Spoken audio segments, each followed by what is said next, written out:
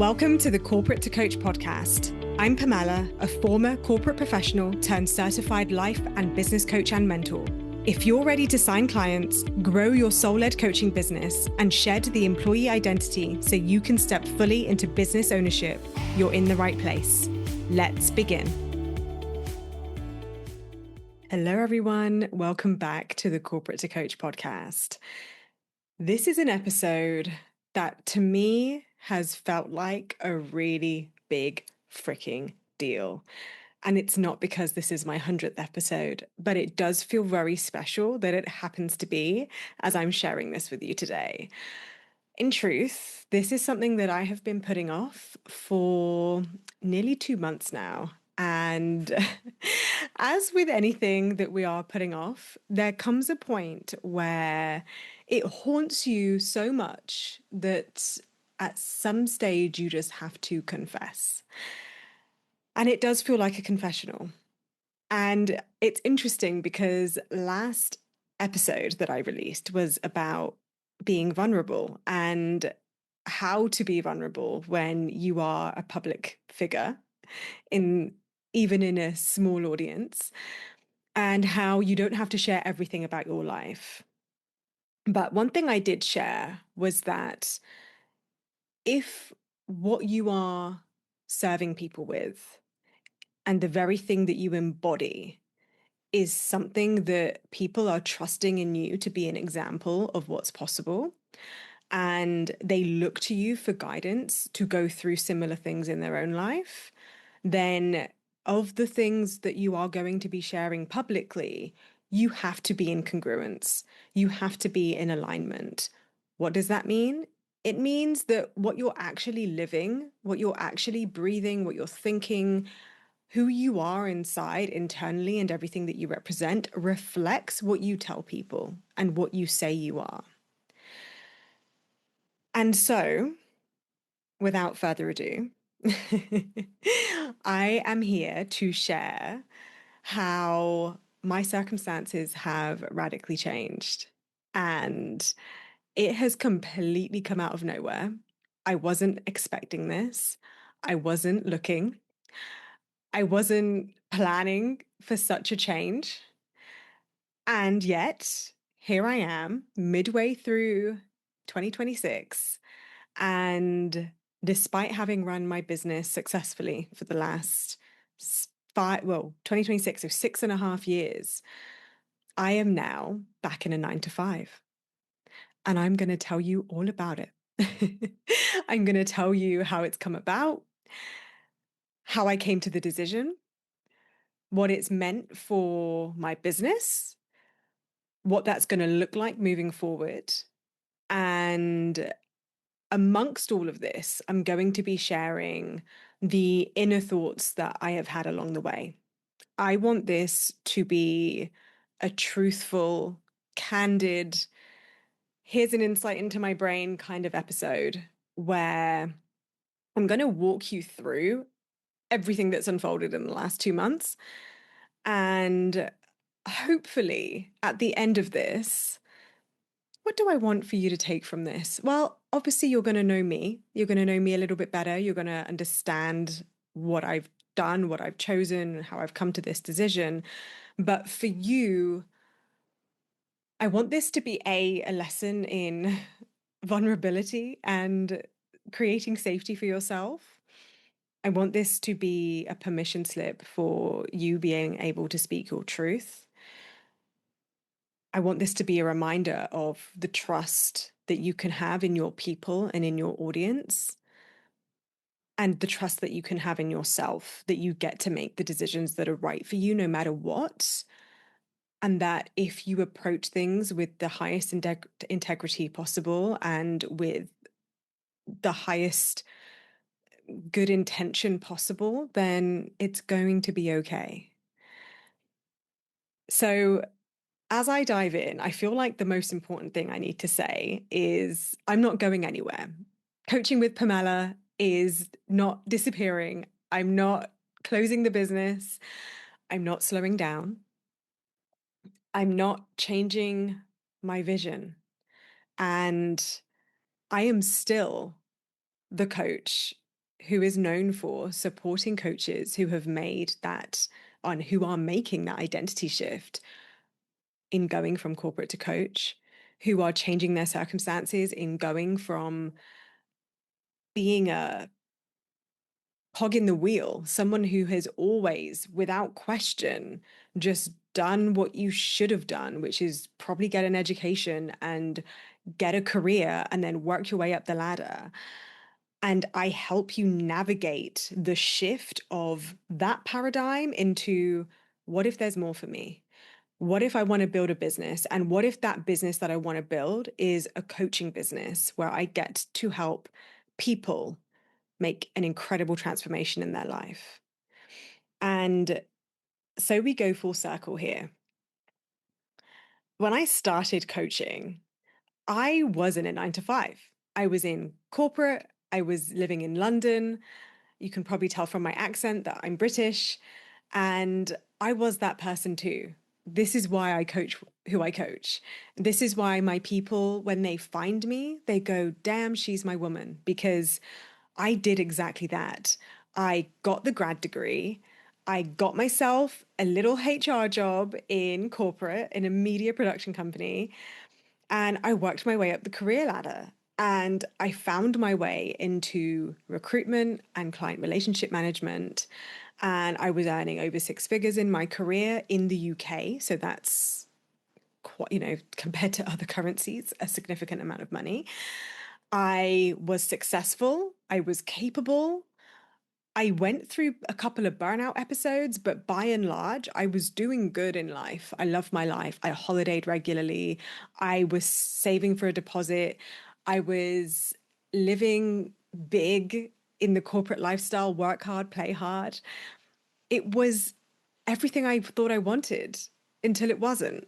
And I changed. And there's sometimes when I look back on that story of my life and I think, I see the burnout and I see that I was really not in alignment for a lot longer than I realized. And then I sometimes look back on that story and my truth feels like I loved it until I didn't. And it wasn't that deep and it wasn't that serious. It wasn't a chronic burnout. I didn't end up in hospital. I didn't lose everything. I didn't have to break up with anyone. I didn't have the sob story that I know it can sometimes feel like you have to have in order to go from rags to riches. It wasn't that. I have a good life. I had a good life. I've always had a good life. I'm very blessed. And it doesn't mean that I haven't had to heal. And it doesn't mean I haven't had to overcome challenges. And it doesn't mean I haven't had to become so much more than I ever thought I would be. So in 2020, when I started my business, and I actually started a side hustle offering career services. I started offering job search services. And this is relevant because it's going to make sense for where I am today. I was a recruiter for many years. I was a very, very successful recruiter. And despite being really successful, I was over it. I wanted a change. Maybe you know that feeling. I needed something else. And I wanted more money, even though I was really successful and earning great money. I just wanted something different. So I made a career change and I went into client relationship management. But when I did, and I worked for a large like FTSE 500 company, it was a huge career move. It was a freaking achievement at the time in the context of career moves for me. And as soon as I got into that job, I had also been on a property investment exploration with my partner and his best friend. And we started having our eyes opened to the world of entrepreneurship, of making money beyond your salary, of multiple streams of income, of creating financial freedom for yourself. These were conversations that I never had growing up. These were conversations that no adult in my life had ever educated me on. It was a world that I had been introduced to, and me and my partner were sitting up and paying attention. My I started a business, my first ever official business in real estate. I very quickly closed that down because I didn't like it. So I literally opened a business. I opened an LLC. I don't think I've ever shared that before on the podcast. I shut it down literally within like 2, maybe 3 months. I didn't want it. My partner also started his own business. We did try and do business together. It turns out we're excellent lovers, best friends.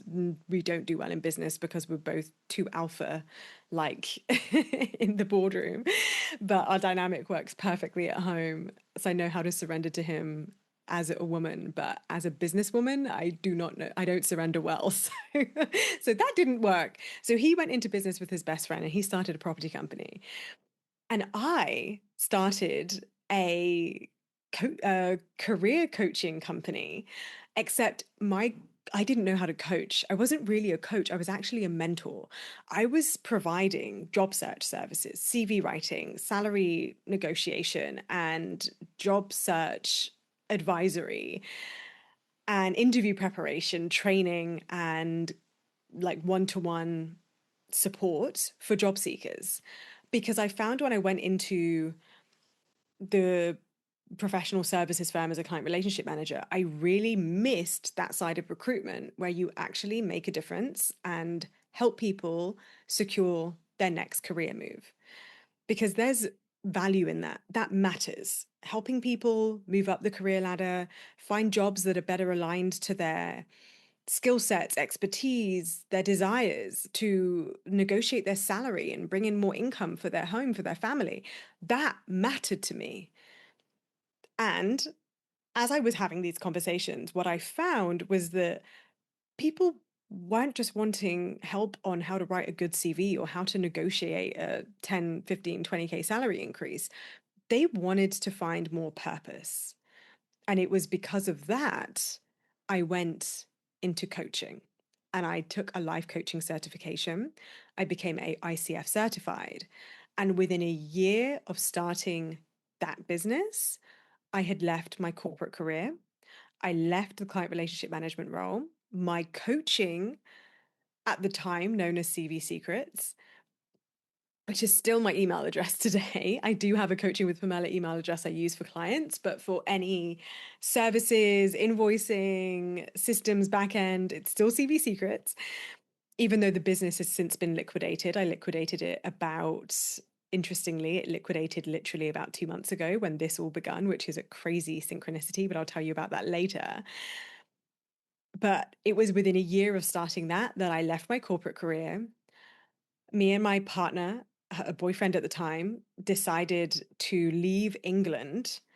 And I was able, with the income from my business and having the flexibility that COVID afforded us, we moved halfway around the world to New Zealand.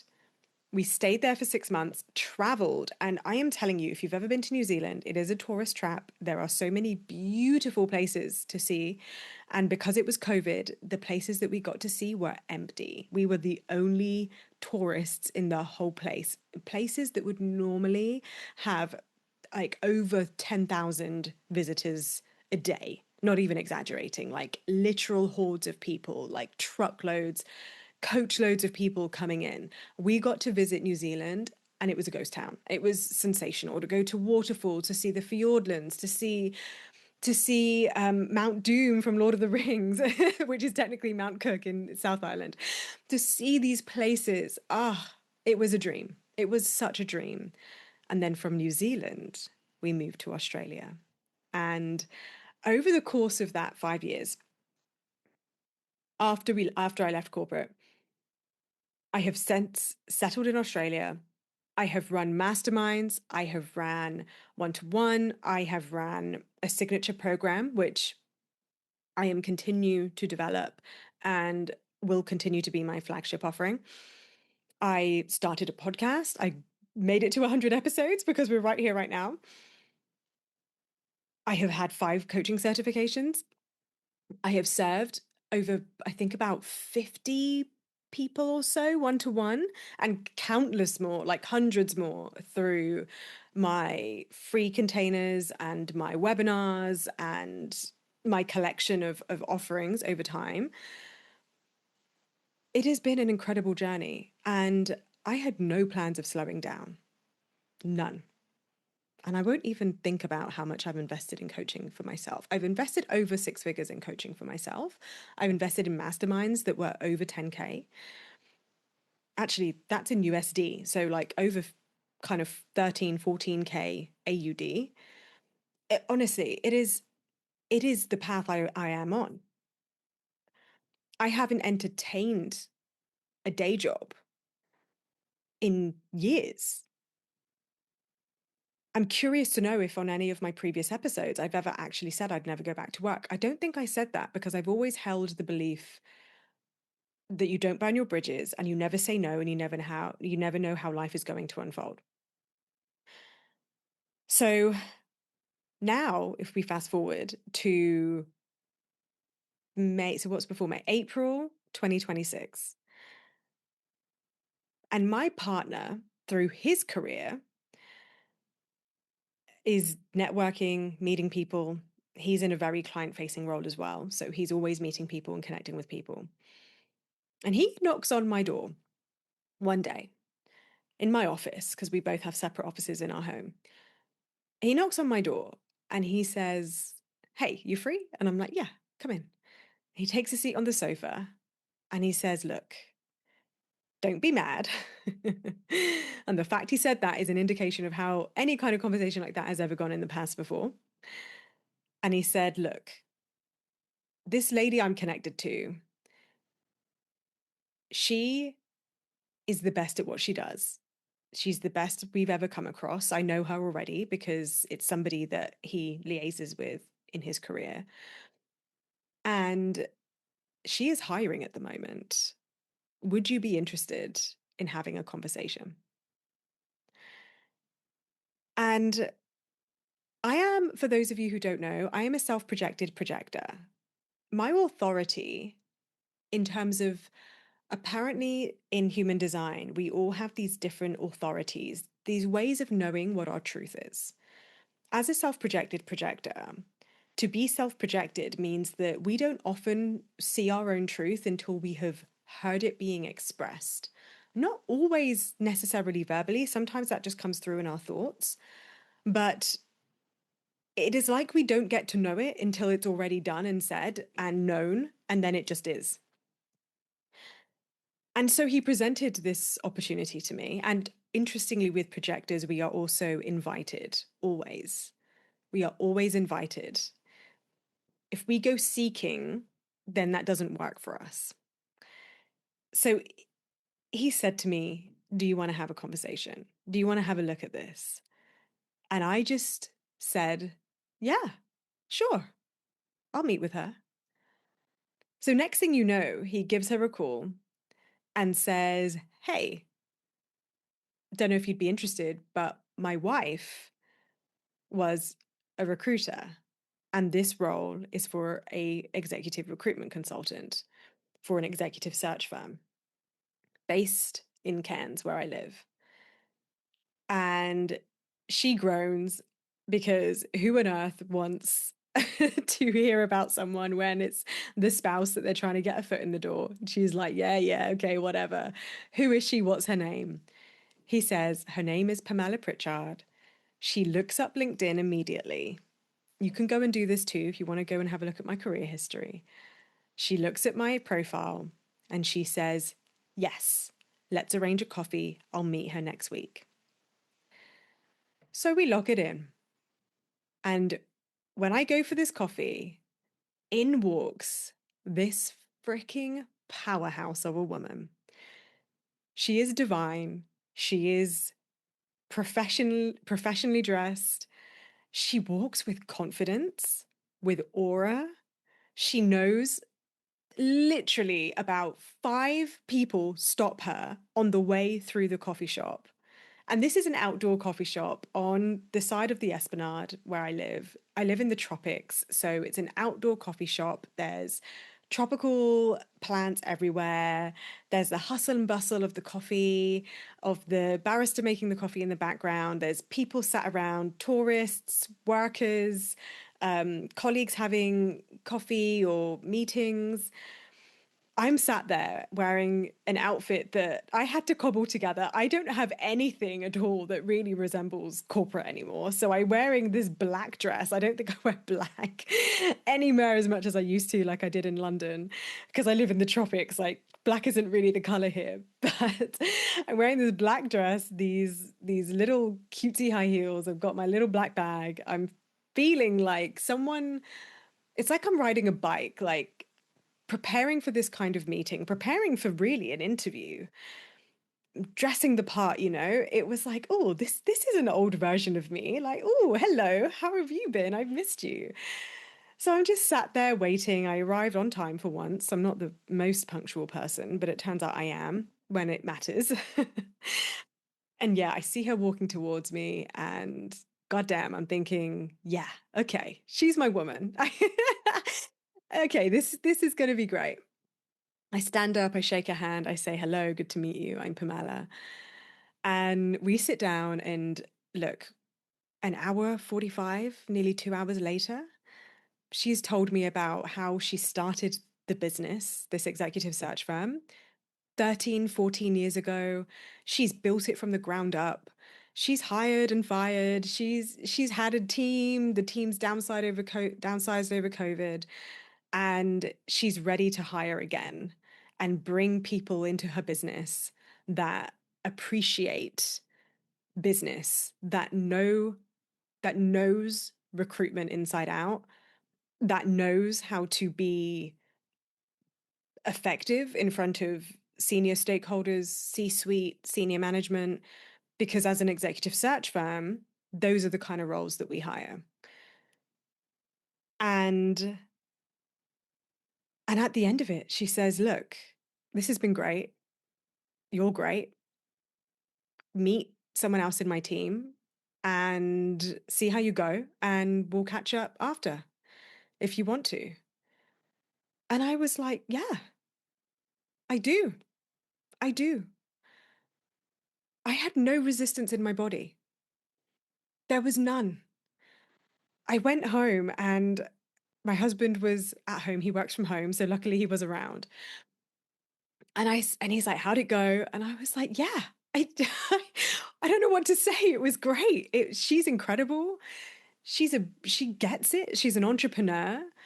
She gives a shit about building a good business that is purpose led, that is high quality, that is doing good work and doing good work well with high integrity, connecting with people in our region who are looking to grow their own businesses, right? Because when I think about recruitment, if those of you who know recruitment will understand this, if you've never considered recruitment or the commercial side of what it is to run any kind of corporation, every single hire that you make in an organization is ultimately a cost. It's a revenue. It's impacting your revenue. And if that person isn't adding value, isn't supporting the intention of the business to grow and sustain and do the work that it needs to do, then every single head in that business is costing you money unless they're making you money. So finding the right talent is everything. And for me, as a life coach who spent the first 18 months of my coaching career helping people with career change and then purpose coaching and burnout coaching, I know the value more than anyone of what it is to find a job that is right for you. I had no resistance. And every time I checked in with my body and my heart space, I just felt openness. I felt at ease. I felt okayness with the next step. And so I did. I met with the other person she wanted me to meet in the business the next day. And then another 2 hour meeting that we had at a coffee shop that absolutely flew by. We got on like a house on fire, similar age. She's ambitious. She's intelligent. She's beautiful inside and out. It was just, again, it was just a yes. There was just no resistance. It wasn't the, oh my God, I need a job. It wasn't, oh, ooh, like, do I have to go back to work? I don't have to go back to work. I didn't need to. I wasn't looking. But this opportunity landed in front of me. And when opportunities come my way, I simply check in with myself and I say, do I want this? Does it feel like a yes? Sometimes the absence of a no is what is a yes for me, especially with something like this. Especially when my partner in the past has said to me, "Have you ever thought about going back to work?" My whole freaking existence and being beforehand used to be like, "Nope," and I'd physically feel my chest close off and retract, and I'd physically withdraw and pull away. This wasn't that. So after that meeting, I called up the lady who owns this business. And I said, "Hey, look, it was fantastic. It was fantastic to meet this other teammate. And for me, I'm in. I'm here. If you want this, I'm here. Like, tell me what's next steps." So we agreed that I'd have a week to think about it. And in that week that I thought about it, I just I don't know how else to say it. I couldn't, it wasn't about this or that when it came to my business. It didn't feel like it was a choice that I had to choose between. It didn't feel like I had to decide between my business or this opportunity. It simply felt like a yes. And there was so much upside. Obviously, it's another form of income, which is fun and exciting. But yes, it's also a commitment. It's a full-time job. And I'm now working full time. So within that week, I just kept checking in with myself and I just kept trusting the ease that I felt with the whole thing. And then I met with her again. And in that meeting, she offered me the role. We negotiated salary. We discussed how it would pan out. She sent me the contract and I was in. Then I had the May holiday. Those of you who don't know, I went to Europe in May for 3 weeks. And that was incredible. And I had that happening in the background. And I just allowed myself to be really present, just to be with family, enjoy my time, enjoy the holiday. And then I came back, had a whole bunch of catch up to do with catching up with business, catching up with my clients. And then I started the job. And then for the last 3 weeks, I have given myself permission to be all in and focused on the job and just given myself the headspace, the time, the energy, the like reshifting some of my my capacity and my the way that I use my energy to get used to accommodating a 9 to 5. It's been like riding a bike, except I'm not who I used to be. I'm who I am today. I am a woman today who is has healed some of the biggest wounds of my childhood. And it doesn't mean they don't ever show up. It means that they don't blindside me. I didn't have that when I was in corporate before. I also have fucking great boundaries. And they don't feel like a defense mechanism. They just feel like personal power. I know what I am. I know what I stand for. I know what time I clock off. I know when I'm available for work and when I'm not available for work. It doesn't impact my capacity to work on my business. I ran a workshop 2 weeks into the job because I wanted to, because I know how to sell, because I have the systems in place.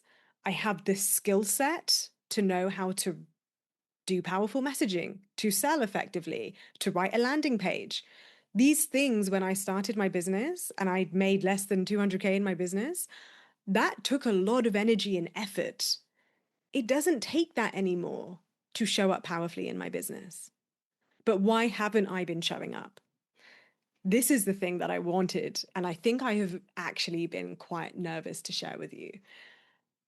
yes, I have given myself permission to be all in on the 9 to 5 so that I can just get my feet under the desk, learn what I need to learn because it's a big learning curve and as much as it's been a joy and easy, it has also just been a remembrance of like, oh, okay, this is how I do this. This is how we negotiate a salary. This is how I run a job. This is how I, do all the things that I do in my day job. And I have not had a freaking clue how to tell you. I have not had a clue how to approach this. There has been a big part of me that has been shit scared that you think I was a fraud, that I have judged myself quite a few times over the last few weeks where my brain has offered me the thought, how could you still be a business coach when you've gone back to a 9 to 5? People are going to think you're not making money. People are think that the business wasn't successful enough. If your business was successful enough, you would never entertain a 9 to 5 because otherwise you'd be making enough money. And I'm like, okay, fine, fine. I hear you. I'm thinking those things. It's okay if other people think those things. It's probably true. So here's the truth. I make money in my business. It has allowed me to invest over 100K into coaching without me spending any more money out of my own disposable income. I have reinvested so much in my business, so much. And my business has afforded me the life I live. It has afforded me to move country, to reestablish my entire life, moving to a city in a country, in a part of the world that I had never visited before. I have been able to sustain myself for 6.5 years without going back to a full time employee day job 9 to 5. And an opportunity came up that I felt alignment with. And I believe I have the capacity to manage both. And I'm doing that right now. And the truth is, I would like to get to a place in my business where it makes that much money that it doesn't make sense for me to have a 9 to 5. And I literally have to say no. But the truth is that I had capacity and I have room to grow my income. My income isn't as fucking mind blowing as I'd love it to be. And it has meant that a 9 to 5 has its benefits financially. And I'm not going to apologize for that. I think it's a reality of business growth that if I actually think about it, for as long as I've been doing business coaching and supporting coaches to make that transition, to build the skill sets, to learn how to sell, to do have powerful messaging, to know how to sign clients confidently, to build the foundations and the fundamentals of a business that can sustain them, there is no shame in having a 9 to 5 and taking on work, especially if it would delight you to do so. And I'm not going to apologize for that anymore. And I'm not going to hide from that for a second longer. And in many ways, it kind of makes me more qualified to talk about it. I've been joking with my one-to-one clients who I obviously updated and told. And I have said to all of them, this I'm going to do an episode so that you can hear like the full spiel. So I'm not going to waste, it's not a waste of their time. I'm not going to take an hour of our one-to-one coaching time to talk about me. So this is also, more so for my one-to-ones than anyone else, but obviously for everyone else too. But as I'm helping coaches who are making that transition, who are struggling if you've already left your career and you are worried about your income and you do have very serious consequences to consider because of mortgage bills, I'm here to fucking advocate, as I have done for the last 4 years since I've been a business coach, that it is freaking okay to take a job and it doesn't make you any less of a coach. And if I, as a business coach, can freaking say that, and I'm going to show you. I'm going to show you from this moment on because I have a 9 to 5. So anything I do is with that in the background, with that context. So that's the permission slip I wanted to give you. And yeah, it is okay if you have a wobble. It is okay if you end up looking for work and it takes you away from selling for a second while you're job searching.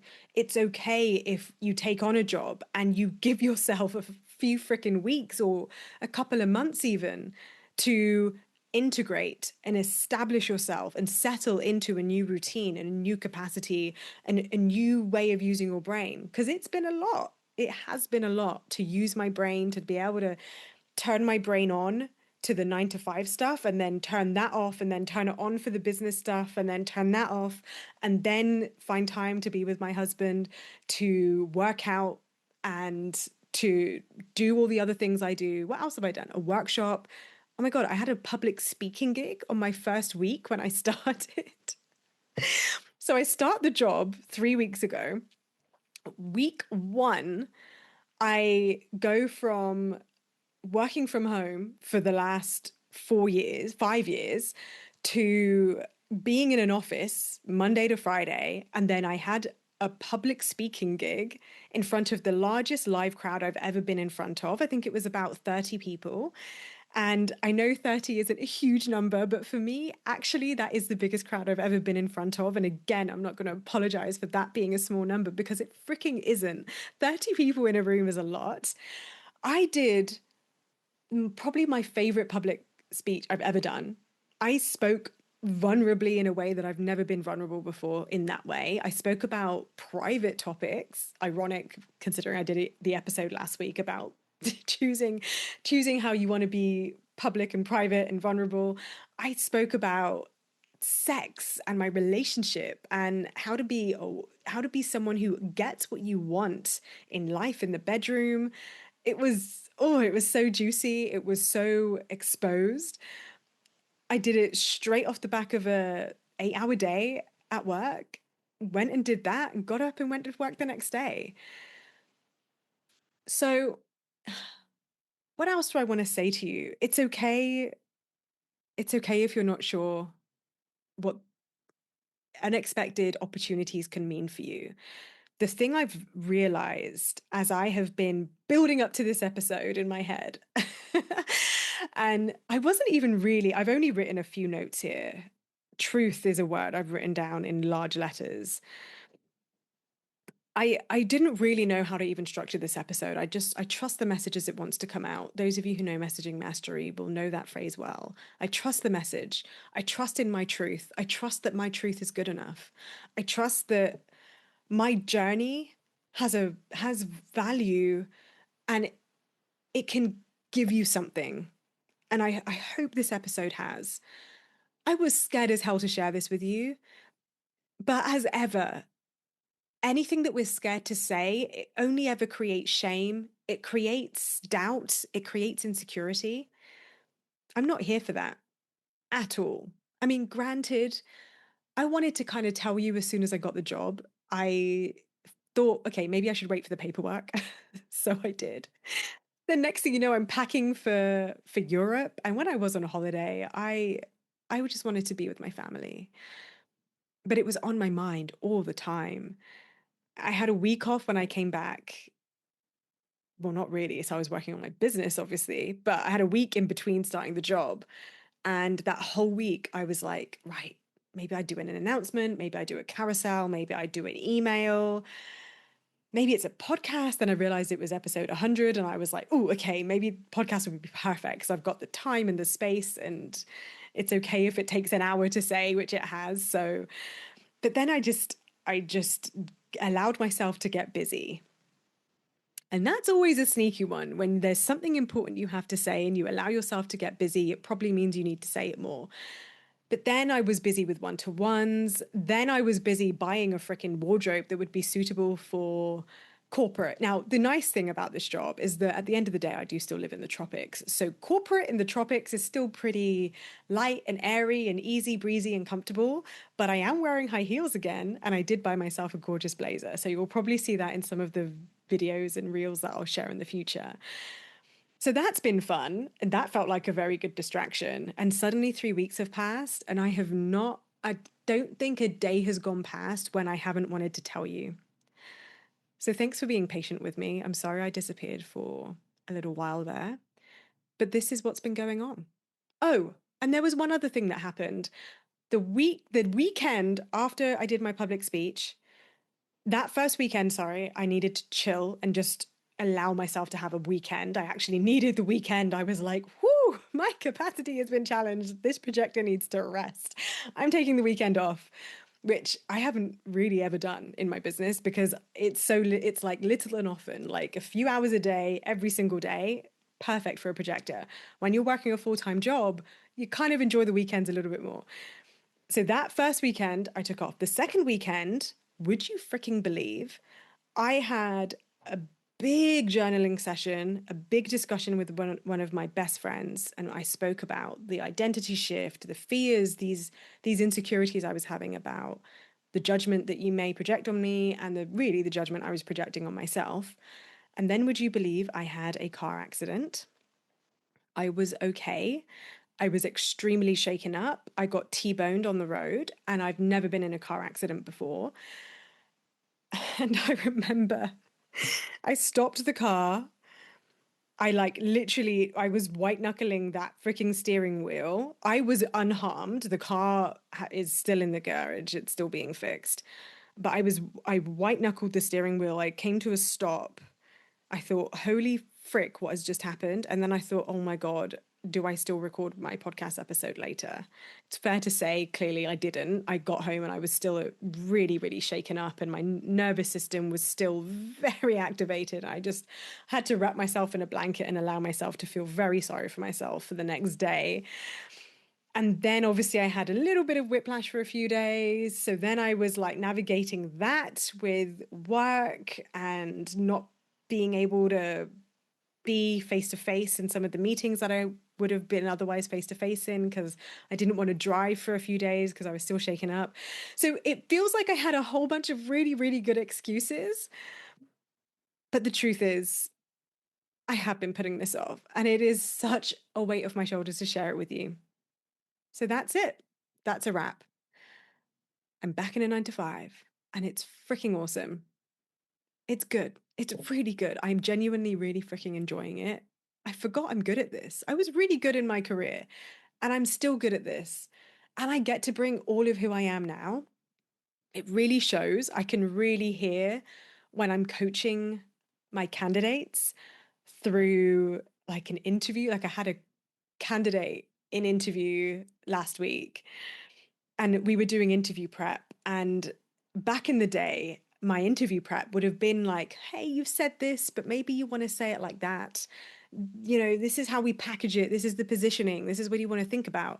This time I was like, hey, I can hear doubt in your voice. Where is this insecurity coming from? What are you really thinking and believing about yourself there? I tell you what, I'm so good at interview prep when you bring in these coaching skills. It's such a fun way to still coach. And of course, I finish the workday and then I get to coach my one-to-one clients afterwards. And I get to coach them on business, sales, consults, running their webinars, signing clients. Like, I feel very blessed. I'm managing well. I'm almost certain that there will be days where the day job takes the energy out of me and it isn't easy and it's a shit show of a day at work. I know that's going to come. It's probably going to happen at some stage. I'm okay with that. It's part of it. It's kind of like how they say you never regret a gym session, but trust me, when you have been going to the gym consistently every single week, 3 to 5 times a week for the last 20 years, you're going to have some bad gym sessions. And it doesn't mean that you stop going to the gym. So there I am. That's my story. Thank you for being here. If this helped, if this gave you a permission slip, if this supported you in any way, I would love to hear from you. Share with me your stories. Tell me if you're in a 9 to 5. Tell me if you've been thinking about going back to a 9 to 5. And I'll also add, final thing, I listened to my own episodes. For the first, I struggle to listen to my own episodes like a client or like a listener. I listen to my episodes when I'm editing, but I've outsourced that now because I hired a VA because I definitely needed to hire a VA if I was going to take on a 9 to 5. So I now have a VA again for my podcast editorial, but that's the only time I could listen back to my own episodes. But I actually listened to my episodes because I needed to hear my own advice about going back to the 9 to 5. It was a really good episode. So thanks to past me helping future me. It was great. But DM me, tell me how this landed for you. Tell me what your story is. Tell me if you can relate. Tell me what you want to hear next. Do you want to hear more about how I'm navigating my business around the 9 to 5? I'm so happy to share. I think it's important that I do. I think it's important that I share this experience, but it doesn't mean I'm going to stop being a business coach. So I'm still here. I'm still doing business coaching, sales coaching, messaging coaching, mentorship, really, and supporting my clients to build their coaching business on their terms whilst navigating a shift in identity, whilst being a more powerful, congruent, aligned salesperson who is a walking, living, breathing example of what's possible. Thank you for listening. I'll see you in the next episode.